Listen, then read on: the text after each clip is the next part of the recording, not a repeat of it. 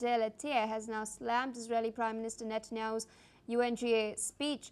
The minister has stated that Netanyahu's speech was saturated with lies and falsification. He's also added that the speech only reflected isolation and the anxiety of a power that knows it stands on the wrong side of history. Meanwhile, as the Israeli offensive in Gaza continues, Doctors Without Borders, or the MSF, has now been forced to suspend its activities in Gaza City. The organization has released a fresh statement highlighting this. The statement emphasizes that although the organization has been forced to suspend its activities in Gaza City, they will stay operational in the south and central part of the enclave.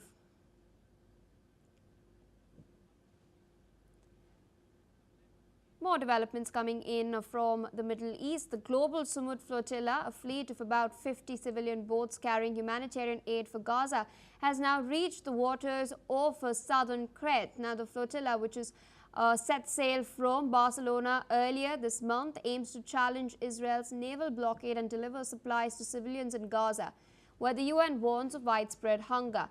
On board are international lawyers, parliamentarians and activists, including Swedish climate campaigner Greta Thunberg. Organizers say that the boats will head into international waters and attempt to reach Gaza early next week. The voyage has now heightened tensions after organizers stated that drones attacked the flotilla this week, causing damage. However, no injuries have been reported. Spain and Italy, meanwhile, have dispatched naval ships to assist their citizens, while Greece has in fact pledged safe departure from its waters. Listen in to what a Greek organizer had to say. We are very happy because yesterday we joined the rest of the boats coming from Italy, Spain and Tunisia, and we united as one common fleet of 44 ships. Our next destination is Gaza. Our mission is to break the illegal Israeli siege and create a people's humanitarian corridor. We rise to end the genocide of the Palestinian people. We sail against the complicity of our countries. Demand safe passage for our vessels, because no one is free until we are all free. All eyes on Gaza, all eyes on the fleet. Israel, meanwhile, has vowed that the flotilla will not pass, warning that attempts to breach the blockade only serve Hamas. Its navy has stated that it is prepared to intercept the vessels. Italy, meanwhile, has urged the flotilla to accept a compromise by delivering aid via Cyprus for distribution through Catholic Church's Latin Patriarch of Jerusalem. Israel backs this plan, but organizers have meanwhile rejected it, stating that their mission is also to deliver solidarity with Palestinians. With us on the broadcast is Mr. Matti Zweig, geopolitical expert, joining us from Tel Aviv. Of course, high-octane developments have been taking place in New York and in the Middle East as well.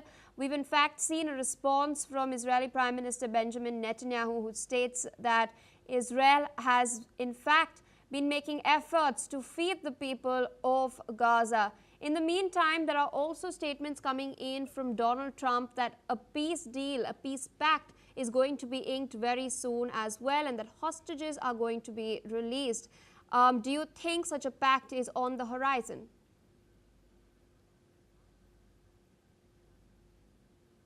Well, thank you for having me. And I would say that things looks very dramatic now because all the focus is on all these speeches in the UN. But really on the ground, they didn't change until now. Israel is pushing Hamas to try to make them free the hostages and dismantle themselves. This has been causing a lot of deaths, a lot of bloodshed, because this is a war, not a genocide. And nobody can say it's a genocide, even if they repeat it 1,000 times, because it doesn't meet the parameters of a genocide in any way. Yes, they meet the parameters of a big war. Okay, this is from one side. Israel is putting inside a lot of humanitarian aid or letting pass humanitarian trucks to bring food and medicines.